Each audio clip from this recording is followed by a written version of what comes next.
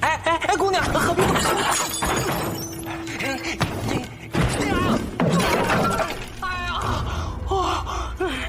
来人，把这小姑娘给我抓起来！哎，公子，在哪儿？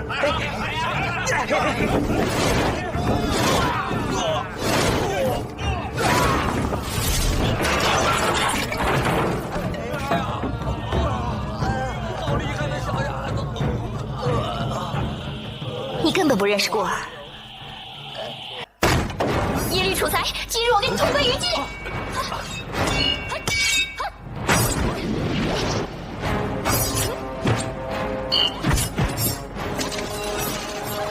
慢着，三妹不用你们帮忙。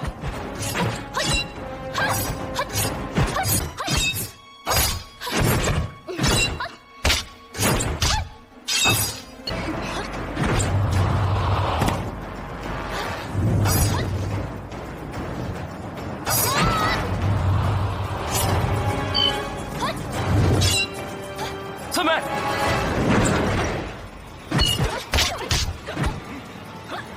三妹，乔子谢了。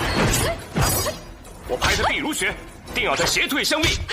我跟着拿他去骨血，他不得不举刀反砍。喂，他的武功比你强多了。他的武功好像是全真派的。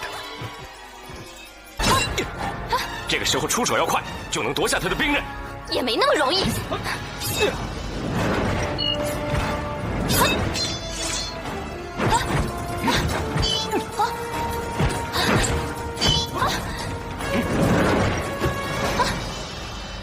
夺刀！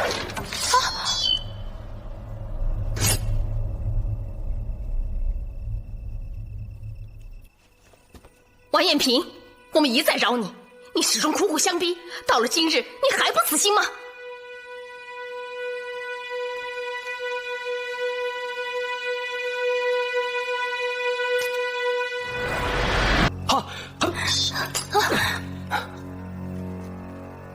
好端端的，何必自寻短见？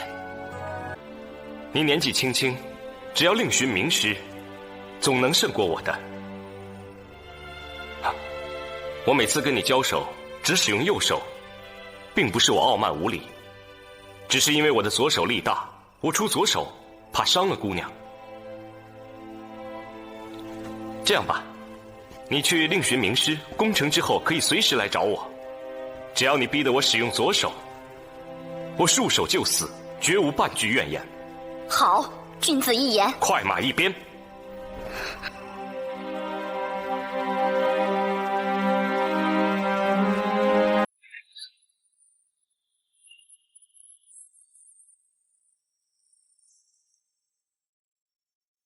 你是蒙古人？那耶律齐大言不惭，自以为只用右手就算本领了得，其实要夺人指导、点人穴道，一只手都不用又如何？我教你3招武功，就能逼得他双手齐用。先下我和你试试，我既不用手又不用脚，跟你过几招如何？那你用什么？你尽管用刀来砍我吧，我要是避不了，死而无怨。好。啊！你的刀中还可以再夹杂掌法。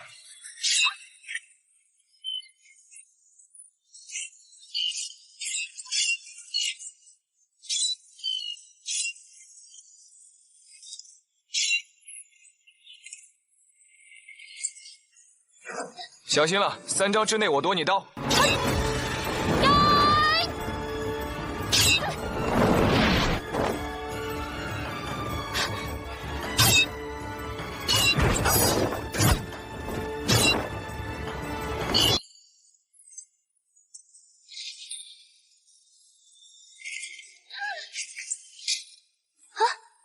怎么样，服了吗？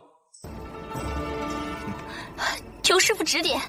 我倒是可以教你一个能够杀死那个耶律齐的办法。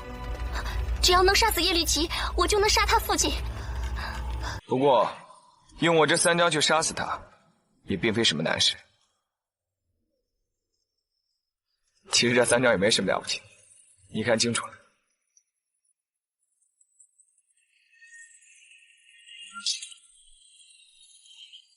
这第一招就是你刚才使过的云横麒麟。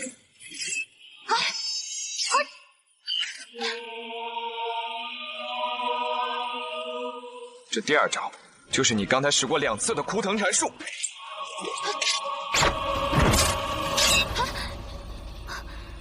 这是我铁掌擒拿手中的一招，第1招和第2招都是我所会的功夫，难道单凭第3招就能杀死叶绿旗吗？看仔细了。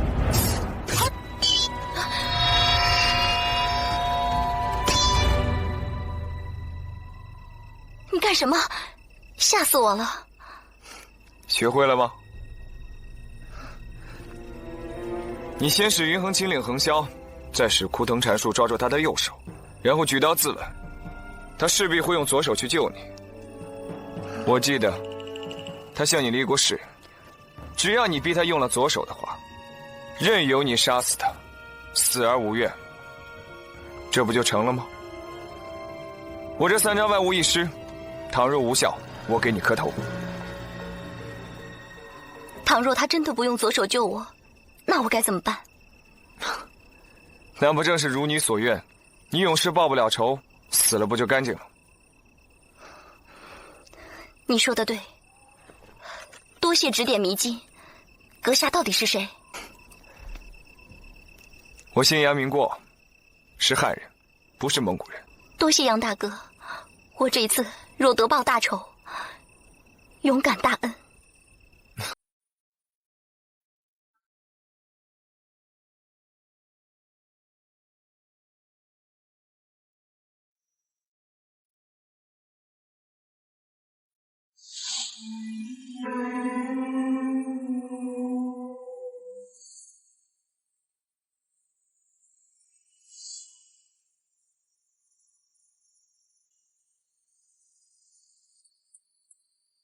谁啊？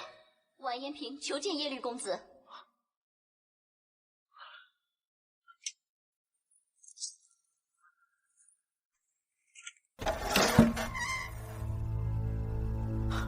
完颜姑娘深夜至此，不知有何见教？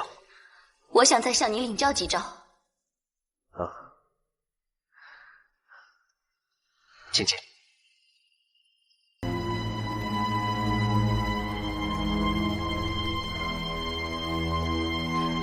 请。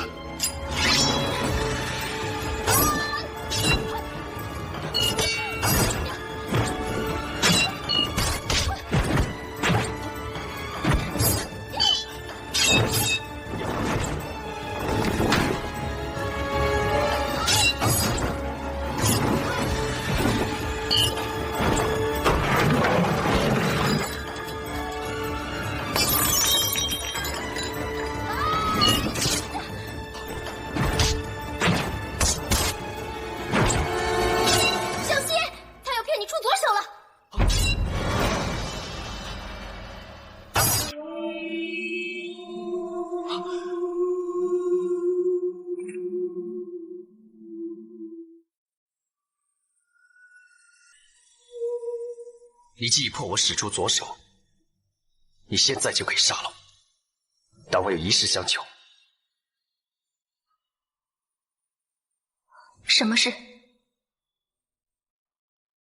我求你别再加害家父。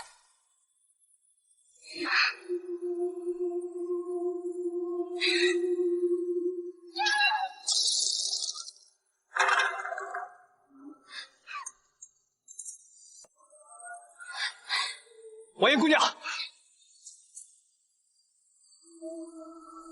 我是来通报杨爷，陆姑娘已经被李莫愁抓走了。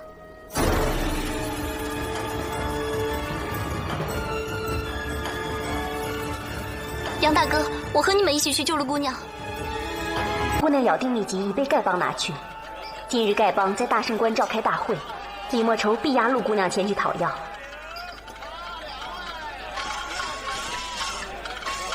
这里是南下大圣关的必经之路，他们一定会经过此处。那我们就在这儿等着他们。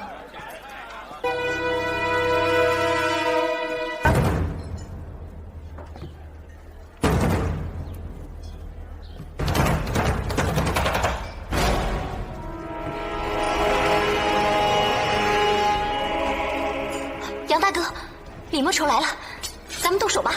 别，你先去坐下。去你那边坐下。干什么？快去。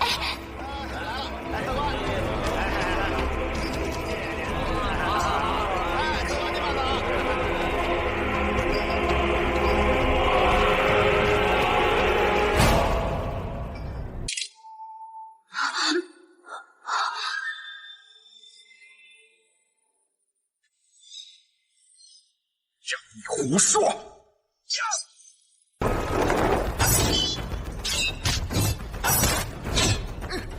我胡说？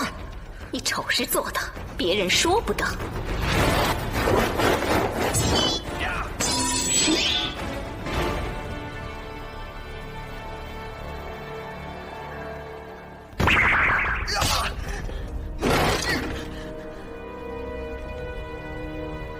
这一招你姘头没教你吗？什么姘头？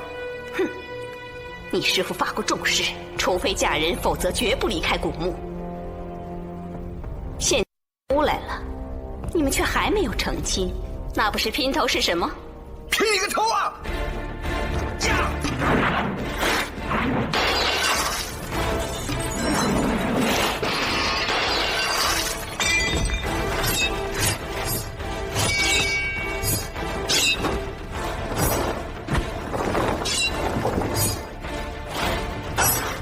这女人厉害，你赶快救那姑娘走。那你呢？我先抵挡一阵，然后伺机再逃。呀！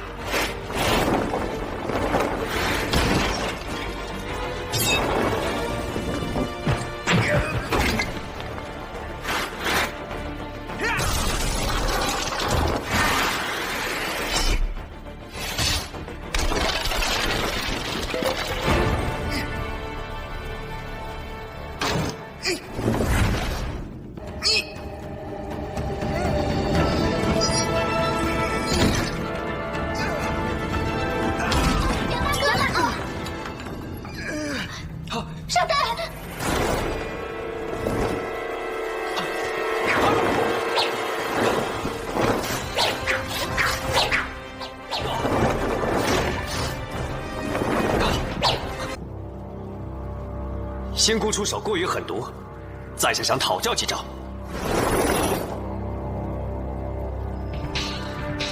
阁下是谁？尊师是哪一位？在下耶律齐是全真门下。那尊师是马玉还是丘处机呢？不是。那是流亡好中的一位？都不是。哼，莫非你也是王重阳的弟子？那你和他也算得上是师兄弟了。重阳真人谢世已久，这位兄台怎么可能是他的弟子呢？全真派门下尽是撒谎不眨眼的小子，全真派趁早给我改成全假派吧。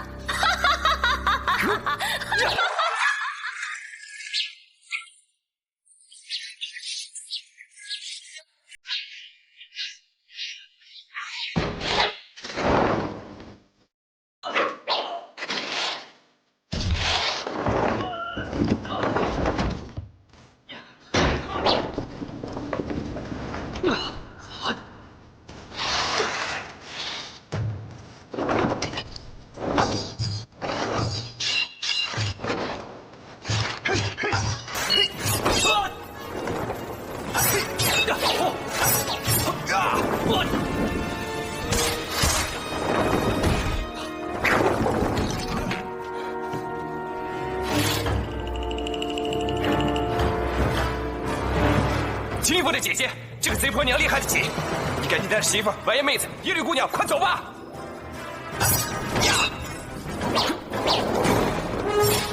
嘿，嘿，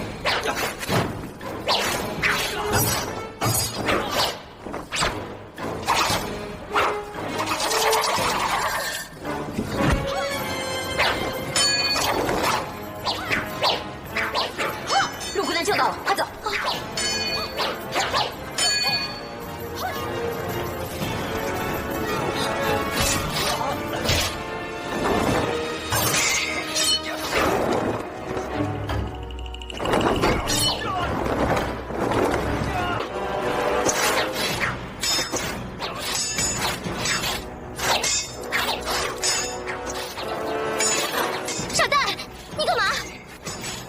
我不想见的人要来。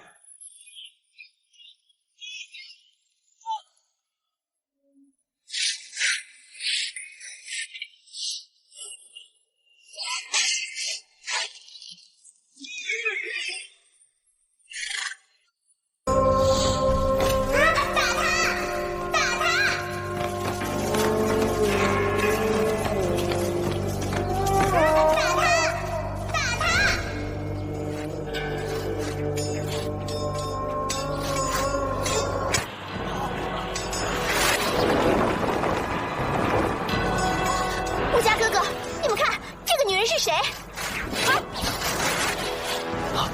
李莫愁，今天我们要为母亲报仇。小心！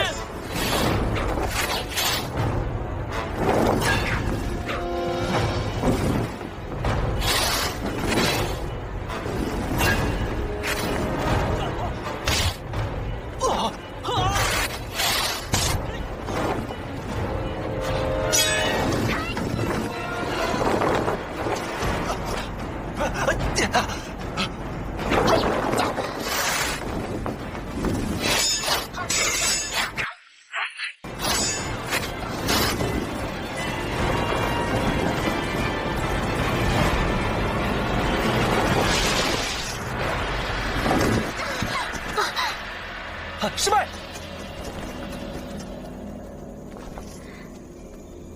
这可是桃花岛郭家大小姐。哼，算你有眼力。李莫愁，你可还认得我们？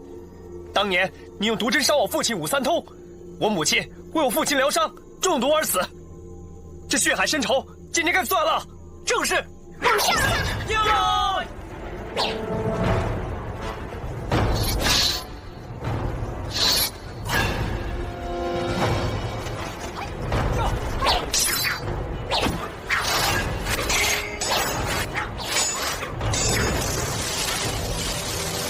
快追！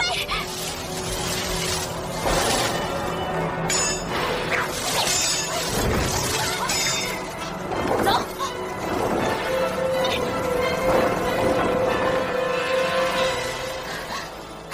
讨厌，大小五哥哥他跑了，追不上了。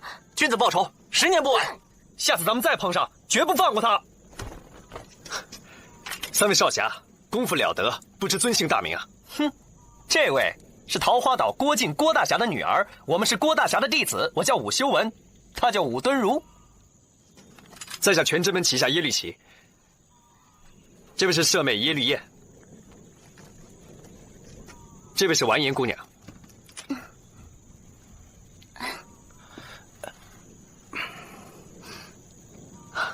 这2位姑娘，我们也是刚刚才认识。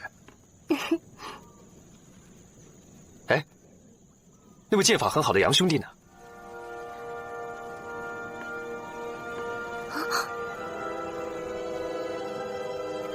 你是说刚才那个长得怪里怪气的，好像他那样的那个人吧？我看啊，这样的人不见也罢。杨大哥一个人走了，我问他去哪里，他理都不理我。傻蛋，一定是找他姑姑去了。若要人不知，除非己莫为。就算我不说，别人也会说呀。过儿以后，绝不会再让人玷污你的清白。过儿，我忘不了这个地方，忘不了这棵树，忘不了那天晚上。过儿，我以为你一直会在这里等我，你到底去了哪儿了？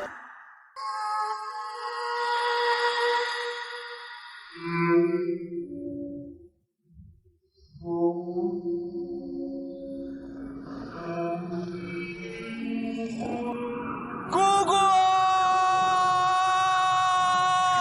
姑姑！你看什么呢？哎呀，那几位道长是全真教的。小兄弟，你没事吧？一下见这么多英雄好汉，看傻了吧？那不是杨过吗？他怎么来了？过儿，过儿，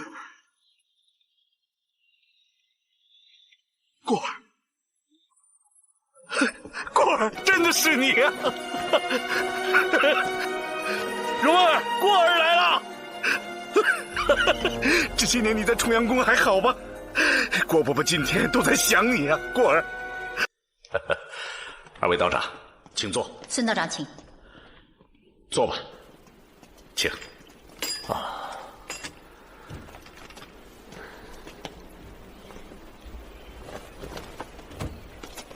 过儿，你也坐吧。我不做。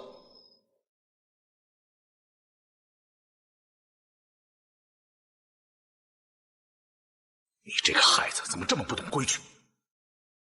你一个武林小辈，不好好跟着师傅学本事，竟敢不敬师傅！你给我过来！向两位师祖和你的师叔师傅叩头赔罪。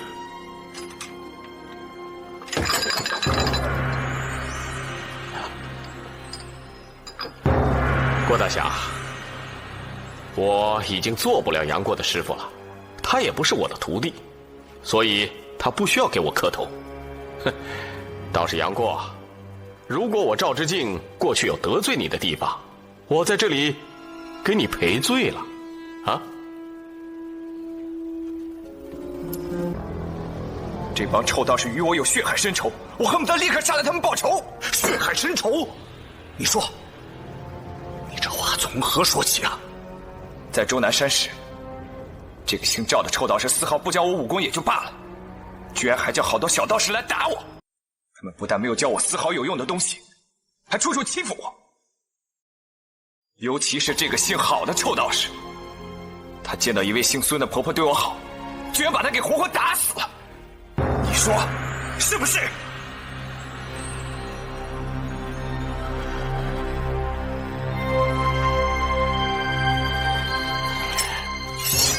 郝道长，不要冲动。此事确实是我此生所犯的最大的错误。你杀了我吧，替孙婆婆报仇，我绝不还手。果儿，不要接见。哼，我才不会接见呢！你明明知道他们不会让我杀了你，所以故作姿态罢了。你要是真的想寻死的话，为什么不在没人的地方递剑给我呢？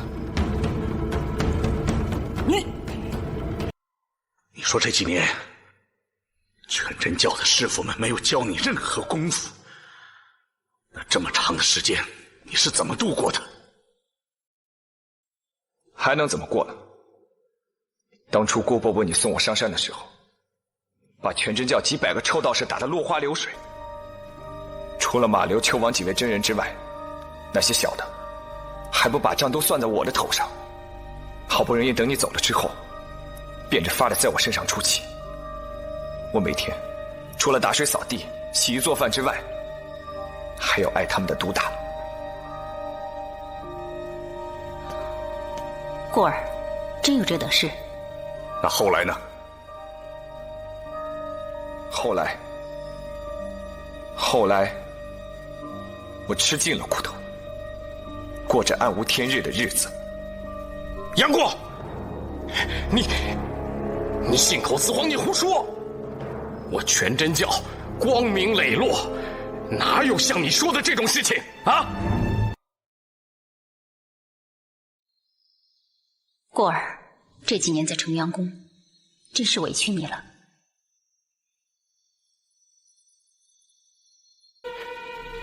黄帮主，你别被这小子给蒙骗了。这小畜生在重阳宫学武不用功，被我教训了，他就怀恨在心，竟然另拜了一个女子为师，而且还学了一身旁门左道的武功。你们如果不信，让我试他一试。真有此事？郭伯伯，我就受不了他打，才逃出重阳宫的，要不然早就被他给打死了。胡说八道！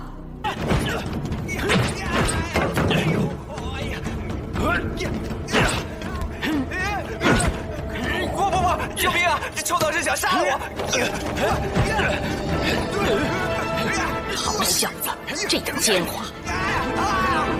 去你的！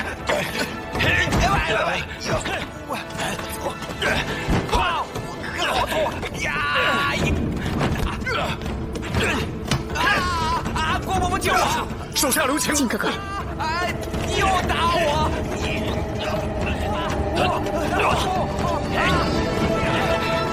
靖哥哥，不用担心。你打死我了！我呀！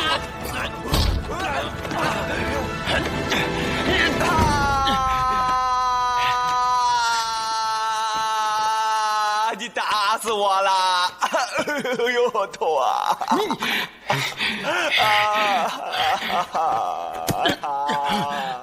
打死我了呀！志敬，还嫌不够丢脸吗？好痛啊！好痛！好小子，算你厉害。我们走。郝道长，郭大侠，我们在路上得知有强敌前来捣乱，特地赶回来报信，请大侠提防。什么？会不会是欧阳锋？不，是曾经围攻我重阳宫那个蒙古人。除了我师父，谁也不配当武林盟主。靖哥哥，我曾听我爹说过，密宗武功练到极高境界，殿门便会微微凹陷。此人定心深陷，一定练得密宗武功，而且武功已经非常高深了。可在江湖上怎么从来没听说过，在蒙古人当中还有这么一个高手？我们正在商量推举武林盟主，号召天下的武林共同抵御外辱的大事，与诸位志不同道不合，若再说下去，也是自讨没趣。不如就请出庄吧。哼，这位英雄，既然这里是推选武林盟主，就得武功超群，对不对啊？师父，请。我师父武功冠绝天下，他老人家不当这武林盟主，还有谁能担当得了呢？大家已经推选了洪七公为盟主，你可倒好，却横来打岔，推选一个素不相识的金轮国师。要是洪七公在场的话，就可以和你们一决高下。可惜他老人家云游天下，到处在杀那些恶人。今天也好，你们倒是主动送上门来了，他老人家知道了，肯定会觉得非常遗憾。哎，这金轮国师和洪七公都有自己的弟子。好，那今天我们就让他们的弟子来比试一下，大家觉得如何？好啊，这个比法好。只是今日乃是我师父同洪老帮主较量功夫，郭靖郭大侠曾拜数位师傅，这武功虽强，却是一间重门呐，显不出洪老帮主的真实本事。在下听说，洪老帮主有一套镇邦之宝，叫做什么打狗棒法。哼，那可是洪老帮主生平最厉害的本事了。小王不才，想凭着一把破扇子来破一破这打狗棒法，难道偌大的一个中原武林全凭郭靖撑着门面吗？其余的不过是贪生怕死之辈。蓉儿，有身孕，不可妄动。好笑啊，真是好笑，大胆！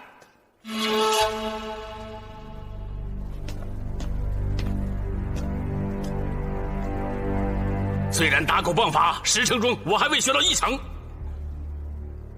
不过你们这些贼子既然想尝尝打狗棒法的滋味，那再下去打你们几棒。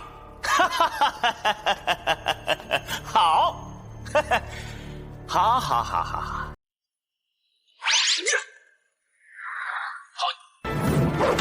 呀！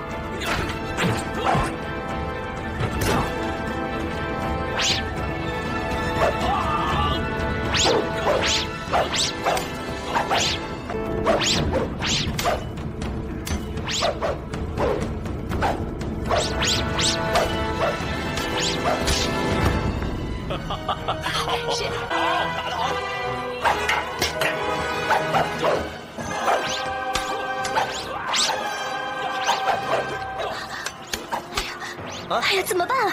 大小五哥哥，你们说鲁帮主他会赢吗？丐帮的打狗棒法名闻天下，蒙古人不是对手。是啊。你笑什么？我没笑什么。怎么？你以为鲁帮主赢不了啊？就是啊，你又不懂武功，你好好看吧。福妹，别理他，咱们看。哦。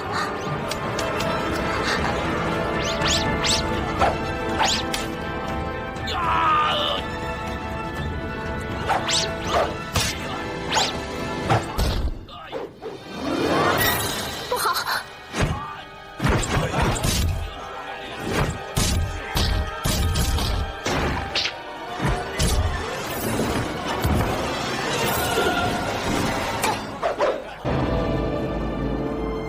看来洪七公的本事也不过如此。且慢！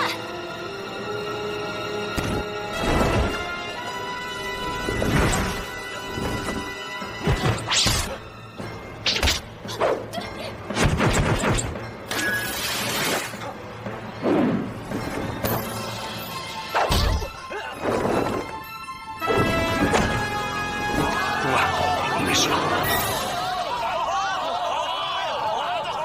霍都，你也太小看中原武林了吧？鲁帮主仅以一成打狗棒法就将你战了这么久，要是他学成了，你未必能赢他。黄帮主言下之意，好像不服啊。哼，我当然不服了。这样吧，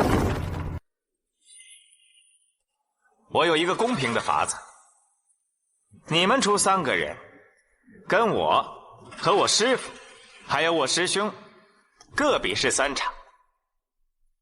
哪一方要是胜得了2场，就取得武林盟主之位。好，那就依你们的。哦，听说一灯门下有渔樵耕读4大弟子，想必阁下就是那书生吧？正是。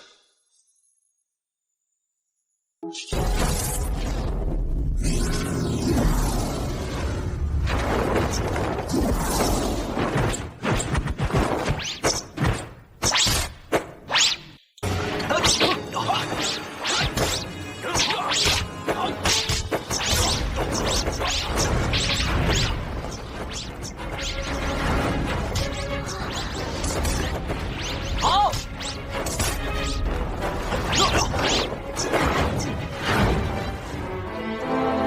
马人锁定和血者活完了。这个金轮大王叽里咕噜在说些什么呀？他说的是蒙古语，指点霍都。看，霍都要变招了。哎呀！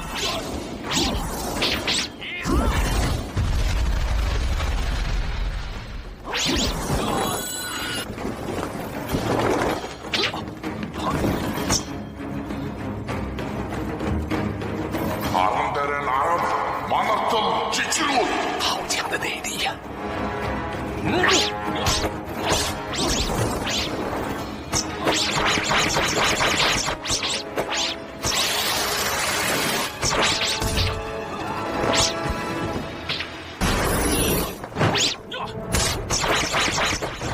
娘啊，朱伯伯画来画去是在刻字吗？我女儿倒也不笨，她这一路指法是石鼓文，是春秋之时用斧凿刻在石鼓上的文字。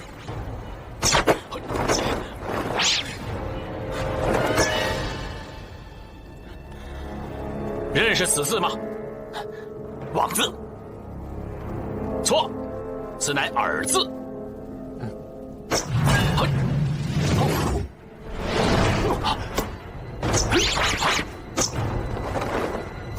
写个月字什么意思？蠢材，此乃乃字。好。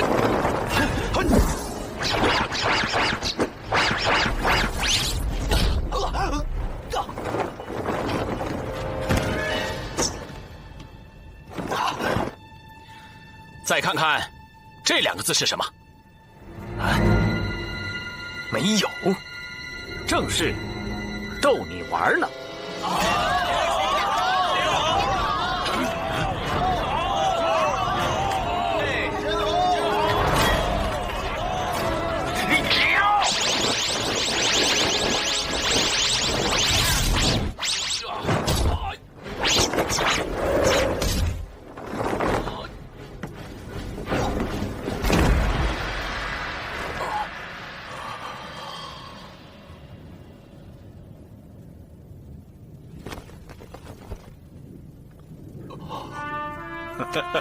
太好了，蓉儿，咱们赢了。朱某在此献丑了，献丑了。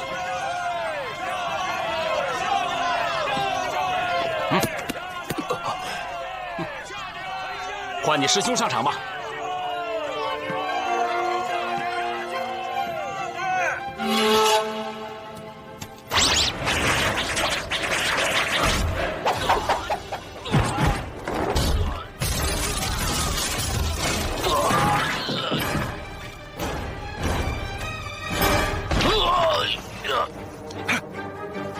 谁呀？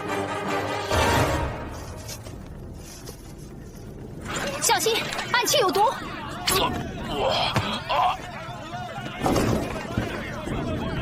咱们比武之前又没有言明不准使用暗器，是不是啊，黄帮主？我姑姑的衣服，快向她赔礼道歉！哎，说是不是你？不是，真的不是？过儿，切，说谁啊？啊，谁啊？小畜生，快滚！这没你什么事儿。小畜生骂谁？小畜生骂你。哎，没错，正是小畜生骂我。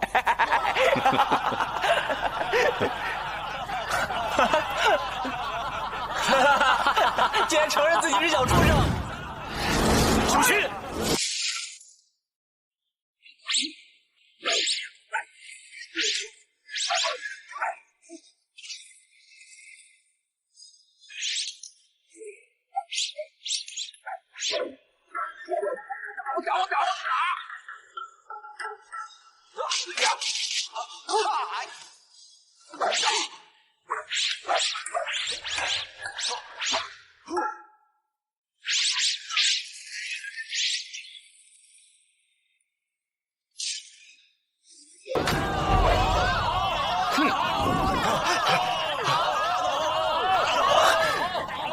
打狗棒法。是啊，这家伙瞧不起洪老帮主的打狗棒法，我就用打狗棒法教训教训他。可惜给他逃开了。你怎么会使打狗棒法？刚才他跟鲁帮主动手过招，我看了半天，学了几招，哪位前辈借鉴一用？哎呦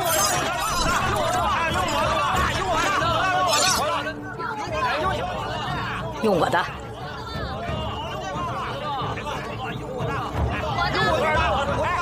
哎，用我的！哎，对，用他的！谢谢这位大哥。你。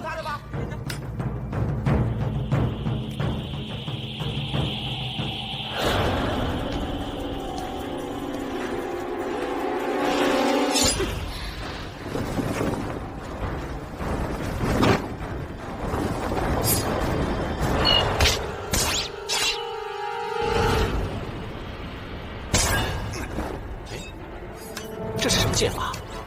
我怎么从没有见过呀？想不到这少年的功夫竟如此了得。是啊。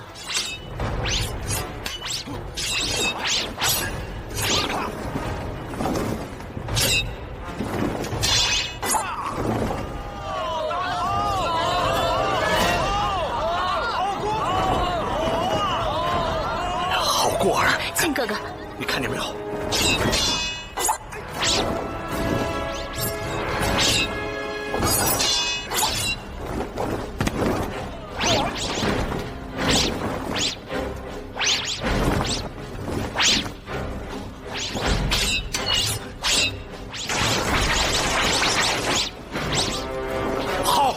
好过儿，靖哥哥，你先坐下吧。武功已经这般了得，坐下看，这是好样的。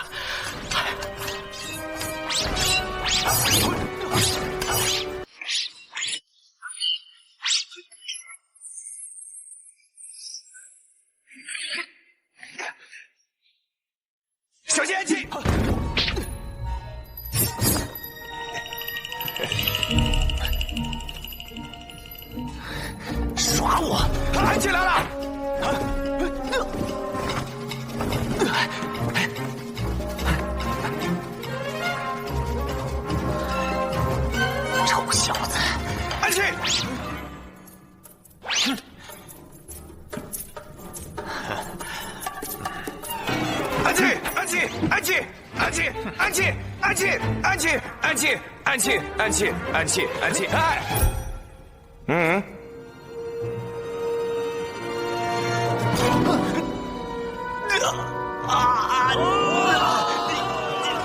你小子是渣！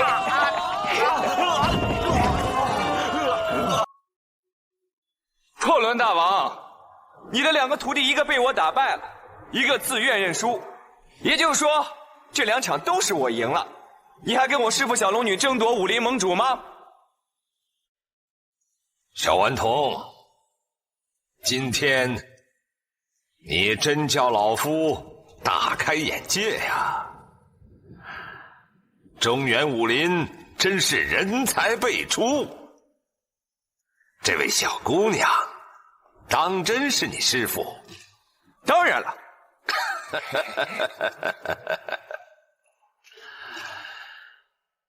让这么个小姑娘来做中原武林盟主，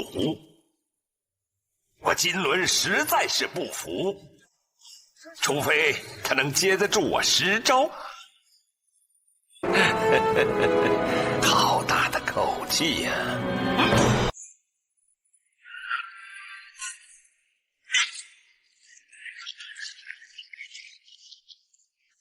姑姑，小心啊！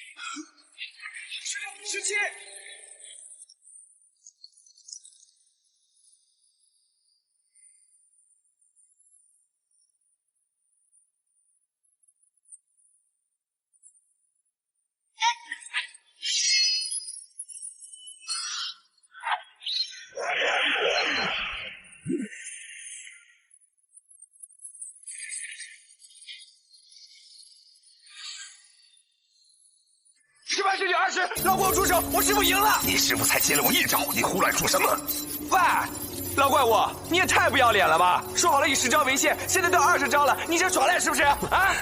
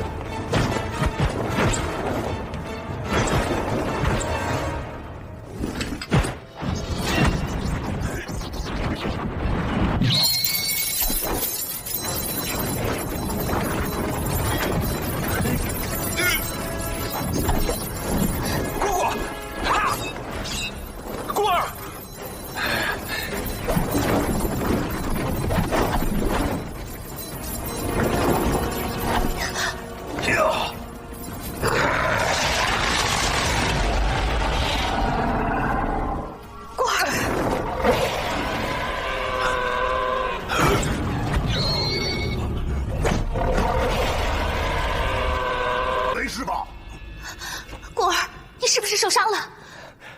我没事。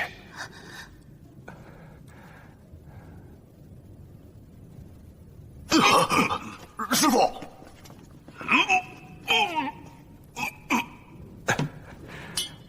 破仑大王，这价怎么算呢？你吃饭的家伙都被我收缴了，还好意思站在这儿？啊！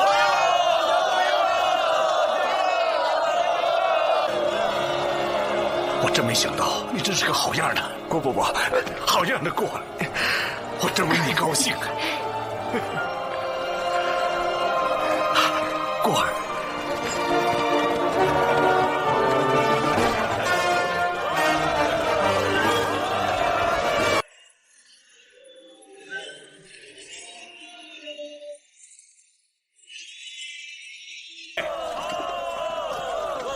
各位安静！各位英雄，今日一战，大家有目共睹。若非杨过鼎力相助，我中原武林免不了有一场厄运。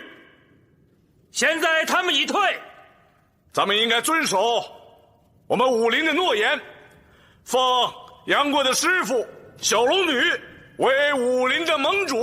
大家说好不好？好！你们什么意思呀？难道看到杨大哥？天师弟，想什么呢？是不是看见龙姑娘，心里又痒痒了？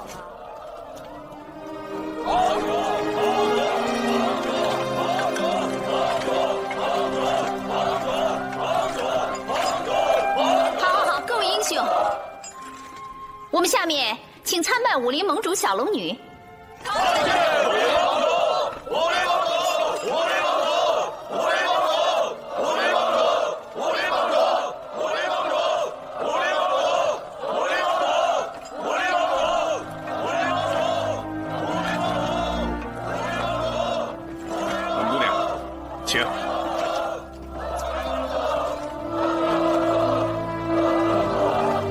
龙姑娘，他们都在等着你来接任当今的武林盟主呢。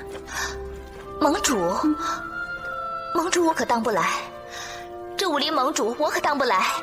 大家别这样。龙姑娘是说，龙姑娘生性腼腆，大家就不必那么客套了。大家先起来吧。请起。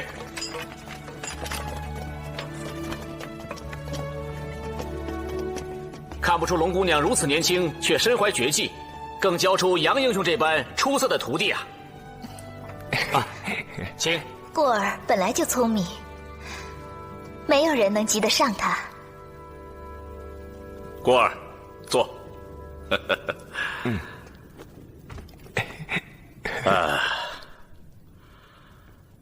龙姑娘，我有件要事要跟你商量。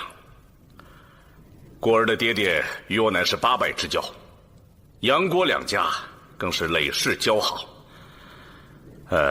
我看郭儿的年纪也不小了，我膝下单生一女，无论相貌和武功，倒也还说得过去。靖哥哥，靖哥哥，看你哪有像你这般夸奖自己女儿的，也不怕人家龙姑娘见笑。无妨，都是自己人嘛。我意欲将小女郭芙许配给郭儿。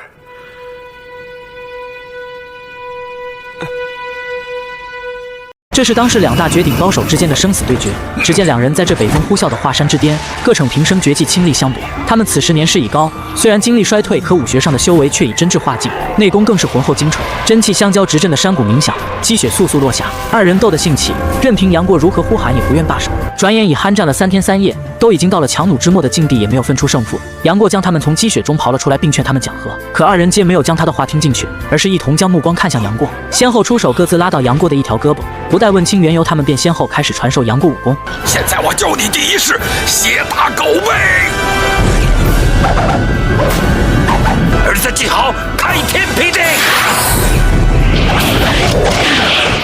不多时，杨过再也按捺不住体内真气涌动，内力爆发，便将2大绝世高手震得各自仰倒。但他们显然对这样的结果并不满意。洪七公先将杨过叫到身前，刚才我传授给你的就是打狗棒法，打狗棒法，我还有最后一招没使出来的，使出来你肯定不行。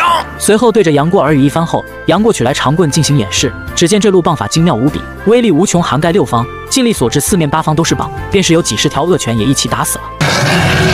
好啊，厉害呀！欧阳锋看了惊叹无比，一时竟难有应对之策。面对洪七公的嘲讽，充耳不闻，只是默默的凝神思量。许久之后，忽然急切地跑到杨过身边，俯身而语。杨过一言再次进行演示。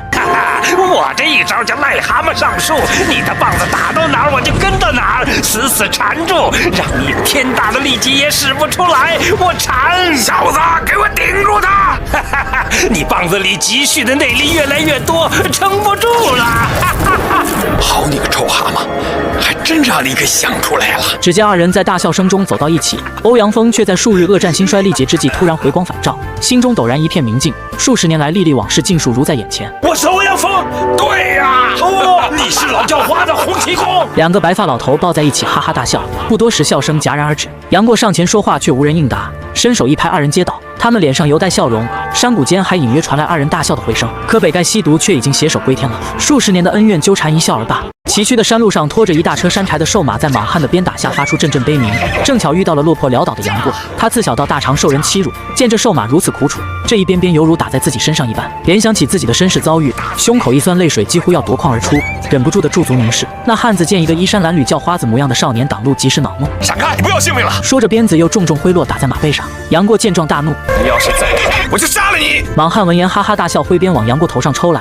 杨过伸手夺过马鞭，顺势一脚将那人踢出数米。不待那汉子起身，杨过一脚便踩在他的胸口上。莽汉以为是遇到了拦路的强盗，不住的开口求饶。见杨过并无杀心，慌忙夺路而逃。杨过扯开挽锁，轻抚马头，指着前路让马儿自己离去。瘦马走了数步，前腿一软，瘫倒在地。杨过看着不忍，跑过去拖住马身，将马儿扶了起来。眼见此马遭逢坎坷，不禁起了同病相怜之心，寻来草药为他治伤，随后带着他一路南下。待马儿伤愈立足，才发现这马竟是一匹千里良驹，跋山涉水，迅捷无比。但他半生屈于农夫之手，风尘困顿，郁郁半生受尽欺辱，竟成就一副逞强好胜的脾气。只要见路上有骡马在前，非要飞驰超越不可。马兄啊，没看出来呀，马兄跑得这么快，一路上同行的那些骡马呀，都被你给甩到后面了。如此不过数日，便来到了大圣关，没想到冤家路窄，与全真教的道士擦肩而过。一会儿见了郭大侠，他必定会问起杨过那小子在重阳宫的情况，到时候我们怎么向他交代啊？有什么不好交代的，如实说就是了。杨过一块朽木，谁也雕不成材，不然郭靖也不会将他送到重阳宫了。我全真教对他已是仁至义尽了。杨过来到陆家庄外踟蹰观望，看着郭靖夫妇，不禁悲从中来。自己叛出重阳宫的事情，他们肯定还不知道，现在又是这副穷途末路、潦倒不堪的模样，实在无言与其相认。从桃花岛到现在已经有10几年了，你们可曾记得我？那不是杨过吗？他怎么来了？郭靖听到杨过二字，急忙转头去瞧，顺着赵志敬的目光一下便认出了混在人群当中的杨过，心下又惊又喜，快步跑过去，一把抱住了他。郭伯伯今天都在想你啊！这次英雄大会，郭伯伯没有邀你，是因为怕耽误了你习武，但是你今天自己来了，我真是太高兴了。杨过却是轻轻地挣开郭靖的怀抱，言语之间甚是冷淡。郭伯伯，我身上脏，别弄污了您老人家的衣裳。郭靖满心欢喜，全然没有注意到杨过言辞之中的讥讽挖苦之意，热情地招呼杨过去书房歇息。此刻的黄蓉却并不高兴，碍于情面，只得从嘴角勉强挤出一丝笑容。众人在书房依次落座，杨过却直挺挺地站着，对全真4道侧目而视。郭靖见他如此不敬师长，忍不住地出言训斥。杨过见本来疼爱自己的郭伯伯也如此疾言厉色，神色间愈发的桀骜不驯。一旁的赵志敬见状，也开始故作姿态。郭大侠，我已经做不了杨过的师傅了，他也不是我的徒弟，所以他不需要给我磕头。倒是杨过，如果我赵志敬过去有得罪你的地方，我在这里给你赔罪了。赵志敬这番话令郭靖听得惊诧不已，心想杨过所犯之事定然重大异常，连连开口道歉，并请赵志敬细说详情。没想到赵志敬依旧不好好说话。郭大侠，我不生气，我怎么能是杨过的师傅呢？我这点庄稼把式，如果做了他的师傅，那还不让天下的武林好汉笑掉大牙了吗？杨过看着装模作样的赵志敬，不由得怒火攻心，手指着全真教道士，咬牙切齿地将自己在重阳宫的经历都说了出来。这个姓赵的臭道士丝毫不教我武功也就罢了，居然还叫好多小道士来打我，尤其是这个姓郝的臭道士，他见到一位姓孙的婆婆对我好，居然把她给活活打死了，你说是不是？郝大通本是有德高士，只因误杀了孙婆婆，多年以来一直郁郁不乐。此时听到杨过当众斥责，当日孙婆婆的惨状又浮现眼前，不由得面如死灰。当下拔出长剑站起身来，众人以为他要剑刺杨过，郭靖踏上一步准备相护，岂知他倒转长剑将剑柄向杨过递去，让杨过杀了自己为孙婆婆报仇。果儿，不要急剑。杨过知道在郭靖面前绝技难报此仇，还不如借机让他难堪一番。你明明知道他们不会让我杀了你，所以故作姿态罢了。郝大通作为武林前辈，竟被杨过几句话刺得无言可对，手中拿着的长剑递出不是，缩回来又不是，思绪几番辗转后，手上一抖，将长剑掷在地上，长叹一声，拂袖而去。郭靖见这般情形，心想这孩子的话并非虚假，杨过的凄惨遭遇让他心疼不已，说话的语气也明显缓和了许多。郭儿，你说这几年全真教的师傅们没有教你任何功夫，那这么长的时间，你是怎么度过的？当初郭伯伯你送我上山的时候，把全真教几百个臭道士打得落花流水，除了马流、丘王几位真人之外，那些小的还不把账都算在我的头上。杨过轻飘飘的几句话，便将自己反出全真教的起因尽数推在郭靖身上。赵志敬见郭靖道有90%信了杨过所说的话，立刻着急起来。你信口雌黄，你胡说！我全真教光明磊落，哪有像你说的这种事情啊？郭靖看赵志敬这般气急败坏的模样，以为杨过所言属实。黄蓉却察言观色，见杨过满脸凌厉激变的神色，想到这孩子狡猾至极，便觉得其中必然有诈。手臂突然伸出挥掌，往他天灵盖直拍下去。杨过本欲闪避，可他见机极快，心中立刻猜到了黄蓉的用意，故意做出迟钝姿态，呆立原地不闪不避。待黄蓉收掌，他脸上才浮现出惊恐之色。郭伯母，我怎么了？我得罪你了吗？你为什么要打我呀？郭伯母不打你。赵志敬见状，以为黄蓉已经被杨过骗过去了，那就更加显得自己理亏不由的怒火冲天。黄帮主，你别被这小子给蒙骗了，他早就猜到了黄帮主不会伤他的，所以他并没有丝毫躲避。让我来试试他吧。黄蓉却在此时忽然想到杨过用蛤蟆功镇伤武家兄弟的事情，心想自己实在太过大意，差点上了这小子的当。可这孩子鬼聪明过头了，装得一窍不通，反而露出破绽，走到郭靖身边，低声说出了自己的想法。郭靖想到妻子素来决断，毫无差池，也就不再说话，只是暗喻内力，随时准备出手相救。赵志敬明知自己不是杨过的对手，可现下既然杨过装作不会武功，那自己索性猛下杀手，一招送了他的性命，最多与郭靖夫妇翻脸，拼着受师傅重责便是。眼见赵志敬攻来，杨过笨拙的闪避着，他早已将专门克制全真教武功的玉女心经练得滚瓜烂熟，招招料敌先机，将手指放在精确的地方，只等着赵志敬自行送上来给他点穴。郭靖夫妇看不到他的手指，另一边的孙不二却看得清楚。好小子，这等奸猾！不多时，赵志敬连中诡计，左腿已被杨过点了穴道，只觉酸麻无比，忍不住跪倒在地。孙不二看着失职出丑，走上前去伸手为他解开了穴道。他见杨过功夫这般诡异，而且要装得全然不会武功的样子，还将全真3代弟子中的第一高手打得一败涂地，深知自己出手也未必能胜。算你厉害，我们走。见众道离去，黄蓉叫出了正在偷听的郭芙等人，并将杨过交给郭芙招待，随后便与郭靖出去迎宾。郭芙支开武家兄弟，走到杨过面前，嫣然一笑，显得格外明媚娇艳。杨过看了，心中怦然一动，脸上却不动声色地将头转过去。郭芙见到杨过的神色，以为他已经被自己的美貌倾倒，不禁暗自得意。杨大哥，要不你先回房去休息，我去拿件爹爹的衣服给你换啊。打狗棒法有半劈、缠戳、调引、风转8字诀，你要牢牢地记在心里。黄蓉打算在明日的丐帮大会上传位给鲁有角，所以今日必须将打狗棒法全部传授给他，好让他在明日当众进行演示。却不成想让此刻正在树上偷听的杨过给尽数学去。此前在华山之巅，洪七公已将这棒法的招数都交给了杨过，好让他演示给欧阳锋看，但临敌使用的口诀心法却是一句不传。他虽学了招式，也没有半点用处，没想到却在此处原本地听到了口诀。杨过天资极高，鲁有角还颠三倒四背不清楚时，他已经一字不漏地记住了。待鲁有角勉强记下后，黄蓉才让他先行离去，随后叫出了在树上偷听的几人。郭芙讪讪的有些不好意思，但自是母亲素来宽纵，倒也不怕责骂。果然黄蓉不多时便放郭芙和武家兄弟离开了，只是单单留下了杨过。杨过心中砰砰乱跳，生怕黄蓉因他偷学了打狗棒法而要取他性命。黄蓉见他神色惊疑不定，索性将杨过心中所想都说了出来。我知道你现在在想些什么，从小我就不喜欢你，所以我一定会责怪你，甚至杀了你。接着黄蓉话锋突然一转，语气也变得温柔诚恳。从今往后，我会好好待你，等我身子复了原，我便把全身的武功传给你。你郭伯伯也说传你武功，你把我们的本事全学去，好吗，过儿？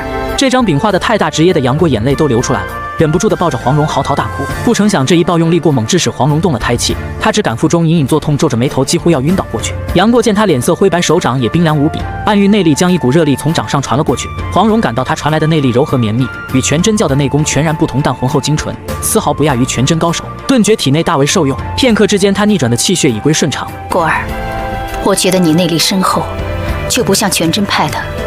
能告诉我你的内功是从哪儿学来的吗？